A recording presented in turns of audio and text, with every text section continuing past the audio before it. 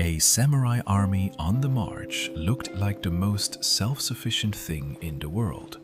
20,000 men, armor, spears, horses, banners visible for a mile, a supply train somewhere behind, and a province ahead that was about to be taken apart. It is the image everybody has. It is also, in the way that matters most, wrong. Because an army is not the sum of its weapons. An army is a stomach with legs. And the question that decides every campaign is not who has the better sword. It is how many days the man in the third rank can keep walking before he stops being a soldier and becomes a problem. So look at what one of those men was actually carrying. On his right hip, a bag roughly 30 centimeters long, woven from twisted paper string in the manner of fine basket work. Beside it, a second bag holding 3 or 4 go of uncooked rice. 3 or 4 go. Do the arithmetic on that and you get somewhere between half a day and a day and a half of food. That was what stood between a soldier and starvation. Not a week and not 3 days. About 1 day. So how does an army of 20,000 stay alive when every man is carrying a single day of rice? And why did a samurai on campaign carry more straw than steel? Start with the arithmetic, because everything else in this video falls out of it.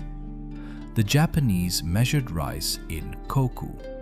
1 koku is 180.39 liters, which is about 150 kilograms of rice, and it divides into 10 tu, or 100 sho, or 1,000 go.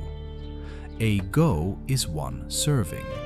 It is still the size of the plastic measuring cup that comes with a Japanese rice cooker today, which means you can hold the unit in your hand right now. And 1 koku was the standard figure for feeding 1 person for 1 year. So divide it. 1,000 go across 365 days gives 2.74 go a day. Now put that against the 3 or 4 go in the soldier's bag. The bag holds about a day. There is a complication, and it makes the picture worse rather than better. The same body of record that gives you the 1 koku figure also carries a note saying that in practice a working man needed closer to 1.8 koku a year. Run it again on that number and the daily requirement climbs to nearly 5 go, and the bag on the soldier's hip is now holding less than a single day. So the honest range is somewhere between half a day and a day and a half. And either way, the conclusion is the same. The man is never more than 1 sunrise away from having nothing. This single fact shapes everything a samurai army did. Where it went, how fast it went, why it could not sit still. An army that stops moving has to be fed by somebody, and in the field there is nobody. The obvious answer is to cook more rice and carry it, and the obvious answer fails immediately. Cooked rice spoils within a day in a Japanese summer. Uncooked rice needs a pot, water, fuel, and the better part of an hour, at the end of a day on which the column has already walked as far as it can walk. So they solved it in the kitchen instead of on the road, and the solution has a name: Hoshii. Hoshii is boiled rice that has been dried until it stops being food and becomes cargo. The method is precise. You cook the rice normally. Then you wash it deliberately to strip the surface starch off every grain so that nothing clings to anything. Then you dry it with heat at roughly 100 to 110 degrees for about an hour and a half, until each grain is hard and separate and weighs almost nothing. What comes out the other end is the ancestor of instant rice. Add hot water, wait about half an hour, and it returns. Add cold water and wait longer, and it still returns. And if there is no water and no time, a man eats it dry, walking. Now the figure that makes this genuinely remarkable. Japanese legal codes going back to the 7th century treat Hoshii as something that can be held in storage for up to 20 years. 20 years. A grain store filled in one lord's lifetime could still be feeding soldiers in his grandson's war. Think about what that does to planning. Fresh rice is a schedule. It forces you to move. It rots on its own timetable, and it decides your deadline for you, whether you like the deadline or not. Hoshii is the opposite. Hoshii is a decision somebody made a decade ago that is still quietly working on your behalf. And it changes what a granary is. A store of fresh rice is a larder. A store of Hoshii is a weapon you have not fired yet, sitting in the dark, losing nothing, waiting for a war that has not been declared. But in this story, every solution creates the next problem, and Hoshii creates a serious one. Dried food needs water to become food again, and it needs water from inside the man as well. Rice stripped of its moisture takes that moisture back from whoever eats it. A column living on dried rice is a column that is quietly dehydrating while it walks. And water is the one supply an army cannot carry in useful quantity. It is heavy, it is bulky, and every stream between here and the objective belongs to somebody who may have reached it first. So they did something that sounds trivial and is not. In cold weather, they carried baked rice on purpose. The reason was not shelf life. It was that baked rice gave off heat. That is not a poetic description. That is the reason recorded for carrying it. And it points at something these armies understood perfectly well without having a word for it. Digestion produces warmth. A body burning food is a stove that happens to be made of meat. Put the right fuel into a man standing in a wet field in February, and he heats himself from the inside, because there is no other fire available, and there is not going to be one. Which brings us to the second half of the question, the straw. A samurai's footwear on campaign was a sandal called waraji, and it was made of rice straw. Straw, the same material the roof was made from and the horse was eating. They were worn over tabby socks, tied on tight, and the wearer's toes generally hung slightly over the front edge, which sounds like poor design and is not. Toes over the edge means toes on the ground, and toes on the ground means grip on a wet slope. Here is the number. A pair of rice straw waraji lasted 3 or 4 days. Under hard use, about 24 hours. 1 day. Somebody who walked in them constantly went through roughly 100 pairs in a year. So a traveler carried spares. He wore 1 pair, carried more, and when a pair failed, he cut it off, dropped it at the side of the road, tied on the next, and kept walking. Japanese roads in this period were littered with them, and that litter is itself a record. You can read the traffic on a route by what was thrown away beside it. And this is why straw was strategic rather than humble. Straw grows in the same field as the rice. It is the byproduct of the thing the entire economy is already built around. A country that can feed an army can automatically shoe it from the same harvest with the part nobody eats. Now stack that against the rice. The man is carrying about 1 day of food and about 1 day of footwear. Both run out at the same time. Neither can be repaired. That is your answer to the second question. He carried more straw than steel because straw was the consumable and steel was not. The sword lasted a lifetime. The sandals lasted until tomorrow. If you have got this far, you already understand that almost none of this was accidental. Subscribe, because the next 3 answers are the ones that surprised me most. And then it rains.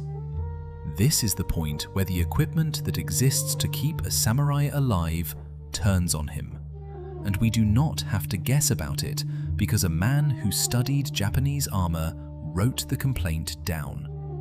His name was Sakakibara Kozan. On the older style of armor, the kind built from small plates bound together by dense cords of silk and leather, he wrote this: "When soaked with water, they are very heavy and cannot dry quickly, so that in summer the weight is oppressive, and in winter the whole may freeze. Moreover, no amount of washing will completely free the lacing from any mud which may have penetrated it, so that on a long and distant campaign it becomes evil-smelling and overrun by ants and lice, with consequent ill effects upon the health of the wearer." Take that apart, because there are 2 separate disasters inside it. The first is weight. The lacing holds water and will not give it back, so the armor gets heavier and stays heavier. In summer, that weight alone is punishing. In winter, the entire garment can freeze solid around the man wearing it. The second is worse and slower. Mud works its way into the lacing and never comes out, not with washing. So across a long campaign, the armor begins to rot from the inside, and it starts to smell, and it fills with insects, and the man wearing it gets sick. The thing protecting him has become the thing making him ill. And notice what kind of problem this is. It is not a battlefield problem. Nobody was killed by lice at the decisive moment. This is a problem of the 40th day, the 60th day, the 3rd month in the field, which is precisely where long campaigns are actually decided. So the armor changed shape, and it changed for this reason, which is not the reason most people assume. Everybody expects Japanese armor to have evolved because of weapons, heavier bows, then muskets. That is part of the story, but the record of the transition is also a record of men getting tired of being wet. The first move was to attack the lacing rather than the plates. A sparser lacing pattern, sugake odoshi, let water drain, dried faster, and carried a second advantage nobody mentions. It was far quicker to assemble. That matters enormously when you have stopped arming a few dozen aristocrats and started arming thousands of foot soldiers. Then they went further and began removing the lacing altogether.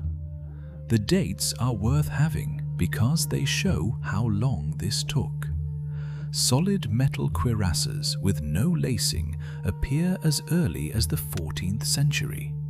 The Taiheki refers to them, and they are called kana-do.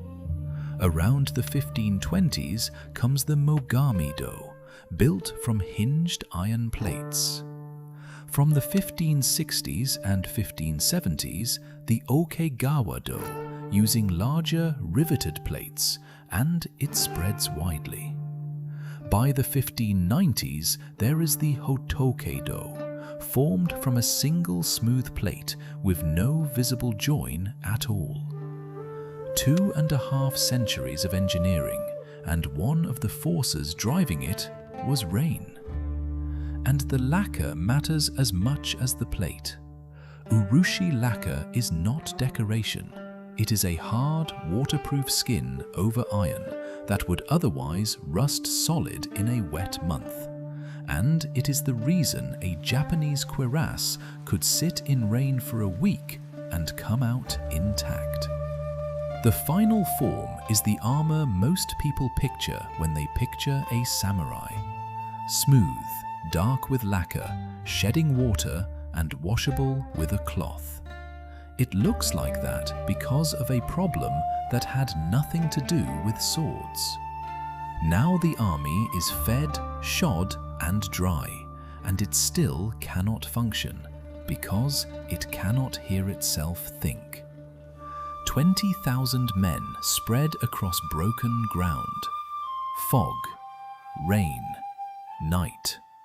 No radio, no whistle, and no way for a commander on a hill to tell a unit half a mile away to halt.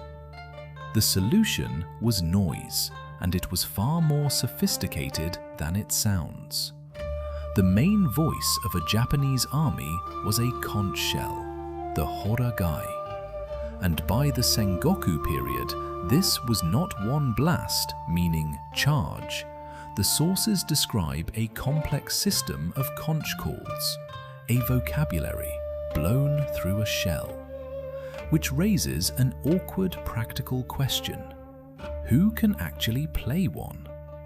The answer is one of the strangest recruitment decisions in military history.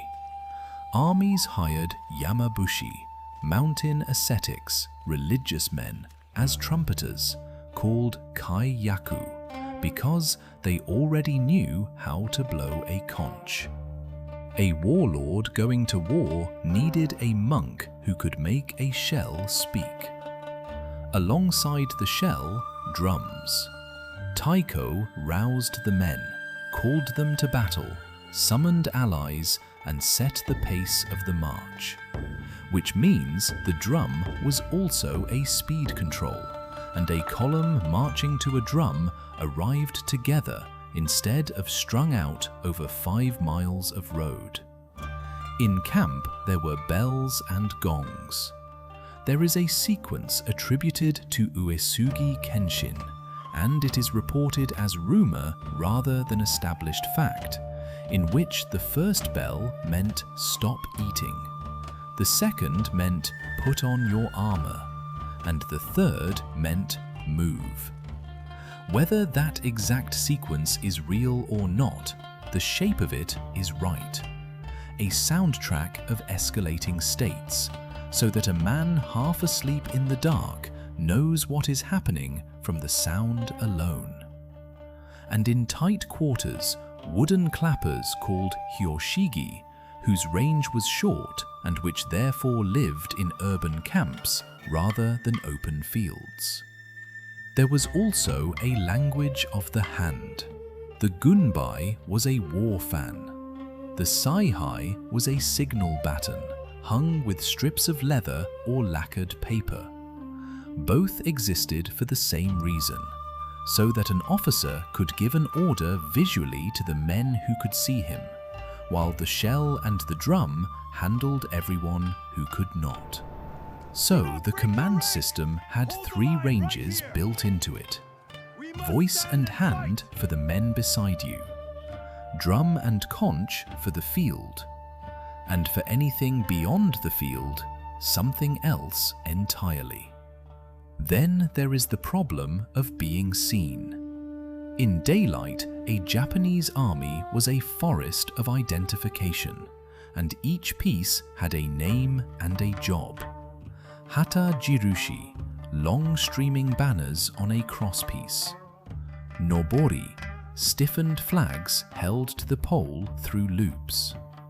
Sashimono, the small rectangular banner worn on an individual soldier's back carrying his clan symbol and his unit's color.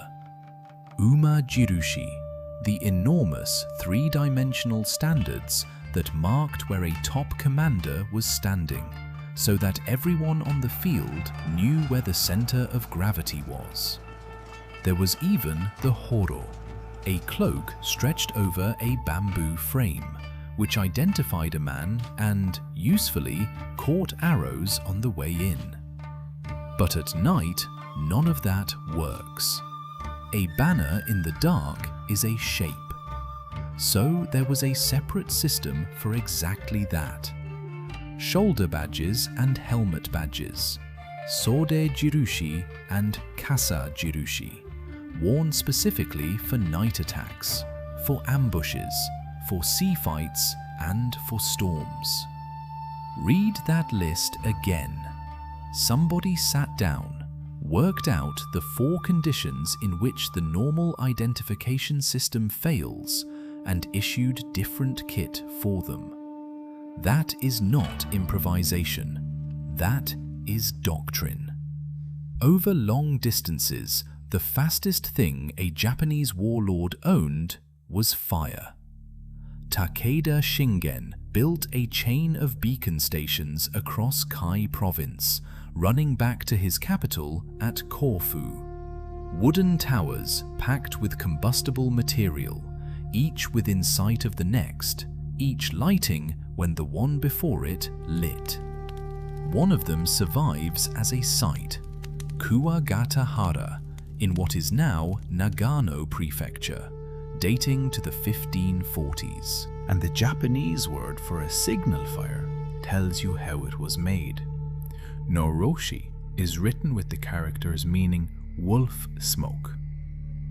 The smoke had to be thick enough and dark enough to be read at distance in daylight, so they burned wolf dung to get it. Think about what that system actually is. A message that outruns a horse, carried by nothing but line of sight and a stack of firewood, at the cost of one man standing on a hilltop for a month, waiting for something that may never happen. And the message it carries is deliberately tiny. A beacon cannot say who is coming, or how many, or from which direction. It says one thing: something has started. Everything else has to be filled in by a rider who left at the same moment and will arrive 2 days later. Which means the beacon was never the message. It was the alarm clock. And finally, the part that has aged best. Smoke is not secret. Everybody can see it, including the enemy. A drum tells your own men to advance and tells the other side the same thing at the same moment. So where was the secrecy? It was in the men, not the signals. Riders carried ciphers to protect what they were carrying. Messages were tied to arrows and shot over castle walls. And there were arrows made specifically for it, with hollow shafts to hold the paper. Even the whistling arrow, which began as a way of signaling to the gods, was rebuilt as a way of carrying a note. But the best of it was a habit of writing. Orders would end with a formula. The written message closes, and then comes a line to the effect of, "You will be informed of these things by the messenger," meaning the document never contained the whole plan. Intercept the rider, open the letter, and you have half of something. The other half is inside his head, and he is not going to give it to you. That is the real secret communication system, not the smoke and not the shell. The deliberate incompleteness of anything written down. So put the machine back together. A soldier walks out of the gate with about 1 day of rice and about 1 day of sandals. The rice in the store behind him may be 20 years old and still perfectly good. In the cold, he is eating food chosen because it warms him from the inside, because there will be no fire that matters. His armour is being redesigned across 250 years, partly because rain and lice were ending more campaigns than arrows ever did. He is told where to go by a shell blown by a mountain monk, kept in step by a drum, identified after dark by a badge issued for that exact purpose, and warned that an army is coming by a hilltop fire made of wolfdom. And the order that set all of it moving was written down incomplete on purpose. None of that is romantic. All of it is engineering. And it explains the thing we started with. A samurai army could not afford to stop, because stopping was not rest. Stopping was the moment the arithmetic caught up with it. So tell me in the comments which one surprised you most. The 20-year rice, the monks hired to blow conch shells, or the wolf smoke. And subscribe.